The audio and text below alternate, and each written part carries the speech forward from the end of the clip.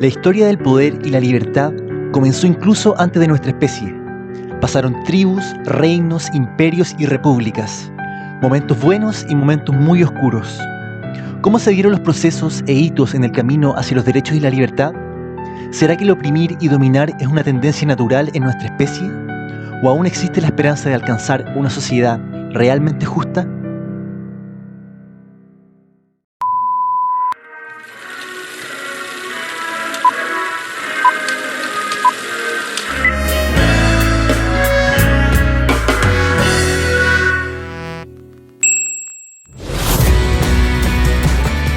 ¿Cómo están, cabres? Bienvenidos al segundo episodio. En este capítulo vamos a hablar un poquito de la jerarquía, el poder, la libertad y la democracia. Espero que lo disfruten. Empecemos.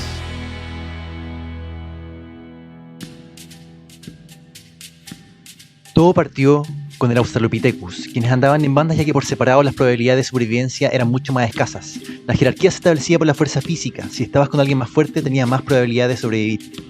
Luego vino el Neandertal, quienes vivían en clanes de 30 a 40 personas, por lo que había poca riqueza que acumular y no existía la propiedad privada. El poder estaba más repartido, el poder lo tenía quien tenía más edad. Todos trabajaban y se les repartía según necesidad. Por primera vez, dos especies de humanos se encontrarían, pero solo una prevalecería: el Homo sapiens. Desde ese momento conoceríamos formas de organización sociales más complejas, empezaríamos a conocer más nuestro entorno, nuestros animales, nos reuniríamos en grupos más grandes y comenzaríamos a establecer ciertos roles. Aquí adquirieron especial importancia los chamanes, los sacerdotes, quienes interpretaban a los astros, haciendo de puente entre el territorio físico y el espiritual. El mensaje de los astros indicaba cuándo sembrar y cosechar. Se les consideraba intermediarios entre los dioses y el resto de los mortales. Nacía de esta manera la jerarquía, el orden sagrado, y todos los reyes y emperadores de las civilizaciones siguientes gobernarían bajo el amparo divino, incluso hasta el día de hoy. Pero no nos adelantemos. El 8000 a.C. aproximadamente llegó la agricultura y la ganadería. Nos transformaríamos en sedentarios y empezarían a surgir las primeras ciudades-estado, donde hay un líder y una jerarquía con tareas diferentes, organizando a la sociedad naciente, las primeras formas de gobierno. La agricultura permitió conservar y acumular bienes y nació la propiedad privada. Las primeras ciudades comenzaron a crecer y empezarían los conflictos y las primeras guerras. Nacerían así las primeras civilizaciones en Mesopotamia, China, Egipto, la India, Persia, Grecia, Mesoamérica y la región andina. No puedo dejar de mencionar a Atenas, con Solón, el primer político del que se tiene registro a la cabeza. El 594 a.C. hizo la primera ley escrita. Había democracia e igualdad entre hombres libres. Sin embargo, no eras incluido si es que no tenías tierras, eras mujer o un esclavo. Otro de los hitos de la democracia lo llevó a cabo Ciro el Grande. En el año 539 a.C. conquistó la ciudad de Babilonia, pero sus siguientes acciones fueron liberar a los esclavos, declaró que todas las personas tenían el derecho a escoger su propia religión y estableció la igualdad racial. Estos decretos fueron grabados en el cilindro de Ciro, el que ha sido reconocido en la actualidad como el primer documento de los derechos humanos en el mundo. Desde Babilonia, la idea de los derechos humanos se difundió rápidamente por la India, Grecia y por último por Roma. Ahí nació el concepto de ley natural, en la observación del hecho de que las personas tendían a seguir en el transcurso de la vida ciertas leyes que no estaban escritas y que las respetaban aun si no se les pedía u obligaba. Al principio había una república, no había reyes y los políticos tomaban las decisiones. Duró siglos, pero comenzó el Imperio Romano y los emperadores tomaron el control y las personas siguieron siendo pisoteadas por el poder. El Imperio Romano conquistaría eventualmente todas las naciones del Mediterráneo, pero nada dura para siempre. El Imperio Romano sería derrotado por los pueblos bárbaros. Esta derrota marcaría el inicio de una nueva era en el mundo, la Edad Media, la cual terminaría con la conquista de América el año 1492. El Imperio Romano se fragmentaría y entrarían a dominar los reyes y la Iglesia. A la Edad Media se le conoce como la Edad Oscura, pues dominó la violencia y la irracionalidad. La ley era la palabra del rey.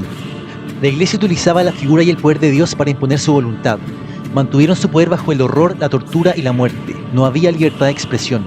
Dominó el feudalismo y si bien ya no había tanto esclavismo, había siervos que seguían sometidos a los señores feudales y debían pagarles tributo. Las clases más bajas no tenían acceso al conocimiento. Era una forma de evitar que se rebelaran y tomaran el control ante la autoridad de nobles y eclesiásticos.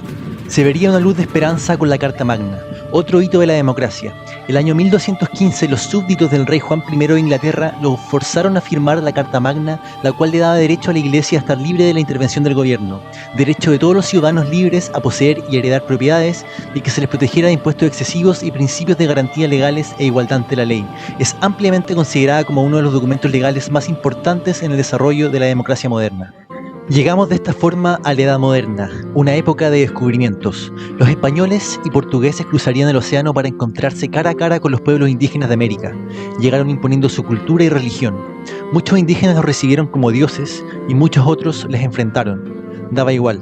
Subyugaron, robaron y masacraron, en nombre de la corona y de Dios. En Europa el panorama era diferente, llegaba el Renacimiento, se desarrollan ideas del movimiento humanista, una nueva forma de pensar que rompe con la visión medieval del mundo. La iglesia perdía poder y la cultura pasaba de los monasterios a las calles. Había una mayor libertad de pensamiento y aparecieron las primeras universidades. La invención de la imprenta también favoreció a la difusión de nuevas ideas. En el año 1628 habría un nuevo hito en el desarrollo de los derechos humanos, la petición del derecho, elaborada por el Parlamento inglés. No se podía recaudar ningún impuesto sin el consentimiento del Parlamento, no se podía encarcelar a ningún súbdito sin una causa aprobada y no se podía utilizar la ley marcial en tiempos de paz. Bienvenidos al siglo XVIII, el siglo de las luces, con la Ilustración. Este fue un movimiento intelectual, filosófico y cultural que consideraba que la razón iluminaría el conocimiento humano para sacar a la humanidad de la ignorancia. La iglesia perdió aún más poder, pero la falta de formación de la gente llevó a muchos ilustrados a rechazar la democracia, apoyando la idea de que solamente personas ilustradas tenían derecho a voto. Otro hito de este siglo fue la Declaración de Independencia de Estados Unidos en el año 1776 y posteriormente la escritura de su Constitución y la Carta de los Derechos en el año 1791. En Europa seguía dominando la monarquía, la gente vivía en malas condiciones y el año 1789 en Francia comenzaría la Revolución Francesa, quizás el proceso más trascendental en la historia de la democracia. El movimiento acabaría con la decapitación del rey Luis XVI y disturbios posteriores en todo el país bajo el lema Libertad, Igualdad y Fraternidad. La revolución estuvo manchada por Napoleón Bonaparte, quien quiso conquistar toda Europa, sin embargo, no tendría éxito. La Revolución Francesa envalentonó a muchos países de Europa y América a rebelarse frente a la corona. En nuestro caso y el de muchos vecinos, la independencia se daría a comienzos del siglo XIX. Sin embargo, el proceso imperialista continuaba, especialmente por Inglaterra. Europa se encontraba en plena revolución industrial, proceso en el cual el avance tecnológico dejaría a muchos artesanos sin trabajo, viéndose obligados a trabajar en fábricas y también migrando hacia las ciudades. Sus condiciones laborales eran indignas y comenzaron a protestar por más derechos. Ya no dominaba la monarquía, ahora pasaron a dominar los que tenían el capital, los capitalistas. En este contexto se enfrentarían dos filosofías: el capitalismo, representado por Adam Smith, el padre de la economía moderna, y el comunismo con Karl Marx. El capitalismo propone que los medios de producción deben ser de propiedad privada, que debe haber libertad de mercado, todos pueden comprar y vender lo que les convenga, y que la mano invisible del mercado, es decir, que las acciones comerciales, por muy pequeñas que parezcan, contribuyen eventualmente al bienestar de la sociedad en su conjunto. La idea es dejar actuar esta mano invisible y que el Estado intervenga lo menos posible. También propone la libertad de empresa, todos pueden empezar un negocio asumiendo los costos y obteniendo los beneficios. Esto promueve la competencia y la innovación.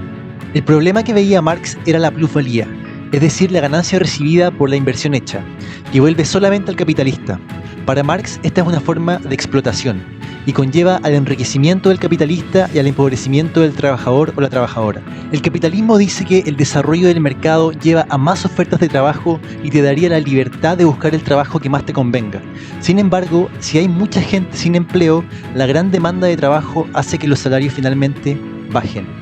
Marx también decía que la herencia no permitía una competencia justa, pues algunos comenzaban con más recursos que otros. De esta forma, Marx junto con Engels escriben el Manifiesto Comunista y plantean el comunismo como un ideal, debiendo pasar primero por el socialismo, que propone que los medios de producción sean de propiedad social. También la planeación de la producción, es decir, evitar desperdicios y excesos, buscando producir solamente lo que se necesita. Y por último, la regulación económica por parte del Estado, es decir, las actividades económicas como los precios están regulados por el Estado. Los detractores del socialismo dicen que en los países que lo han probado, si bien hay educación y salud garantizada, en general hay falta de alimentos, vivienda y poca libertad política. Además dicen que este sistema ha llevado a gobiernos a ser autoritarios, represivos y que impiden la innovación.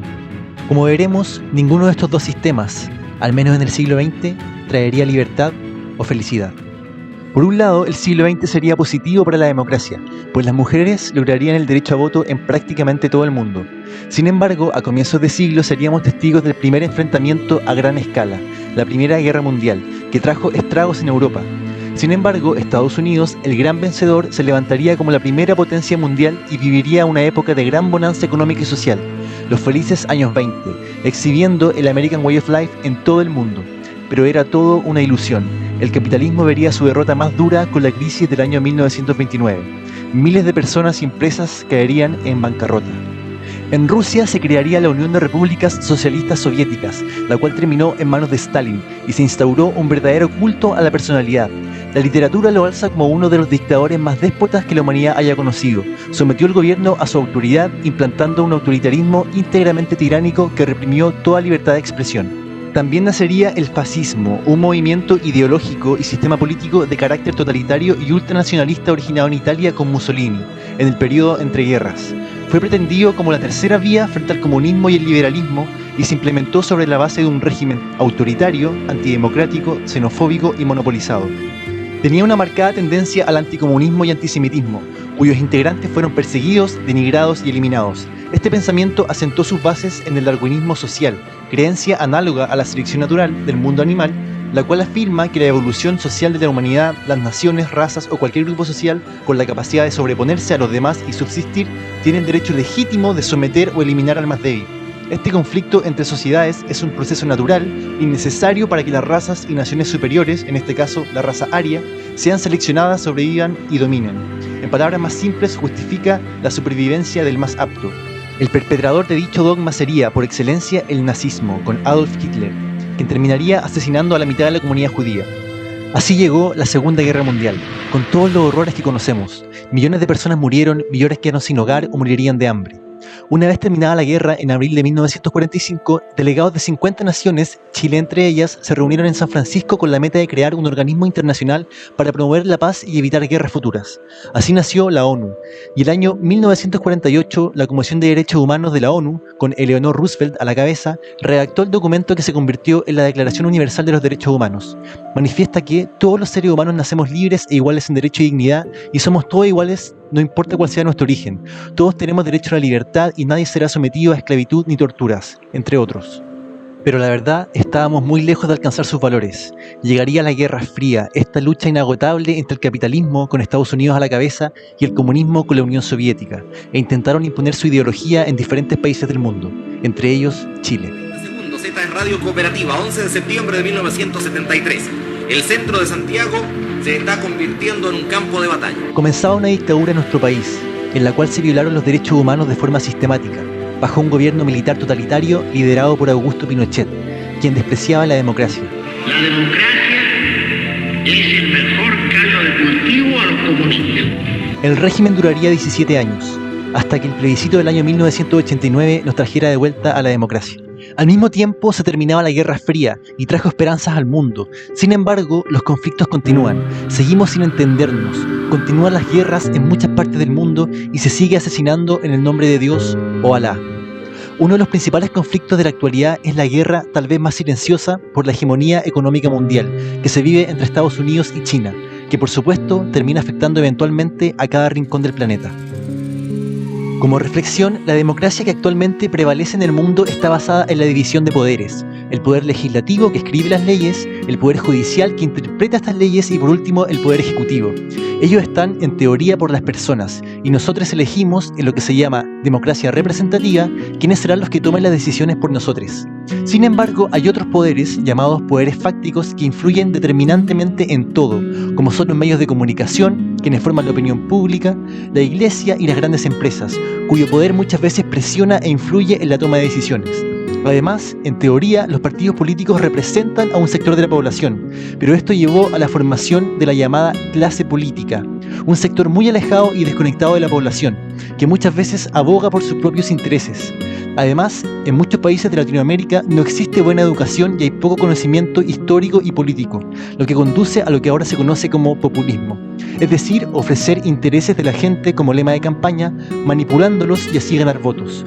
Dicen por ahí que si no hay educación no puede existir la verdadera democracia. Chile, el llamado oasis de América Latina, tiene una democracia representativa y es de los países más desiguales del mundo, que no cumple con los estándares de una sociedad justa. Se le derivó la responsabilidad de muchas demandas sociales a los privados y existe una grave crisis en pensiones, salud y transporte, entre muchas otras. Quedó en evidencia la total desconexión entre la élite política y la gente. Esto trajo consigo una crisis social latente ya hace mucho tiempo. Se produjeron protestas masivas en todo Chile y se vieron violentos enfrentamientos entre manifestantes y los carabineros. Volverían los fantasmas del pasado, con violaciones, algunos dicen sistemáticas, a los derechos humanos. Se denunciaron uso excesivo de la fuerza, torturas y violaciones, además de un terrible récord en lesiones oculares. Pero Chile no es el único país viviendo una crisis. En julio, la alta comisionada de la ONU para los Derechos Humanos, Michelle Bachelet, denunciaba detenciones arbitrarias, violaciones a las garantías al debido proceso y casos de tortura y desapariciones forzadas. Y la alta comisionada de Naciones Unidas, Michelle Bachelet, lanzó fuertes críticas contra China por aumentar la represión. Bachelet señaló que las libertades cívicas siguen restringidas en nombre de la seguridad nacional. Por otra parte, en Estados Unidos sigue existiendo mucho racismo. Una persona negra tiene 3 veces más probabilidades de ser muerto por un policía que una persona blanca. Al parecer no importa el color político ni sistema de gobierno. En todo el mundo siguen abundando las injusticias. La falta de educación en el mundo tiene cifras alarmantes. Y aunque cueste creerlo, aún existen millones de esclavos sufriendo abusos. Las niñas deberían estar jugando, pero aún se ven obligados a realizar trabajos forzosos. Aún existen prácticas denigrantes e inhumanas en muchos países y la gente se sigue muriendo de hambre. Los derechos humanos parecieran ser solamente palabras escritas en un papel. Pero hay esperanza, y siempre hubo esperanza. Continúa la eterna lucha para alcanzar una vida digna, tener derechos, por ser respetado o respetada, y finalmente para ser feliz. Les dejo con una pequeña reflexión de que si bien hay que continuar buscando, con esperanza y convicción, el camino para que nosotros y los que vendrán tengan una vida más justa y digna, tal vez no hay que creernos tan especiales, pues pasaron muchas sociedades y personas antes que nosotros que lo dieron todo, hasta la vida, para darnos herramientas y la posibilidad de vivir un poco mejor. Tal vez llegue el día en que finalmente podamos afirmar y celebrar que somos realmente libres.